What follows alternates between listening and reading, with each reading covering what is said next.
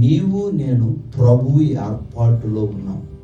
పరిగె ఏరుకునే Ruth అదే పొలానికి యజమానురాలు. మాట చక్కటి మాట్లాడుతాడు. ప్రాకారం బయట చిన్న గదిలో తల్లిదండ్రులు లేకుండా పెనతండ్రి దగ్గర పెరిగిన ఎస్తేరు అదే ప్రకారానికి రాడైపోయింది. అన్నల చేత ద్వేషించబడి పొరుగు దేశానికి వెళ్ళిపోయిన యోసేపు ఆ దేశానికి ప్రధాని అయిపోయాడు. యాకోబు ఒట్టి చేత్తో వెళ్ళి 2 గుంపులైపోయాడు.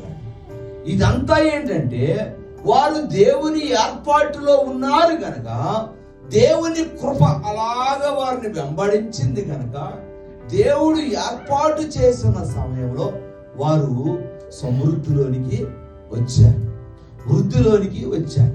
మనము కూడా ప్రభు ఏర్పాటులోనే ఉన్నాము గనుకనే ప్రభువుని స్వరక్షకుడిగా అంగీకరించి ఆయన ఆరాధించి ఆయన కొరకు జీవిస్తున్నాం.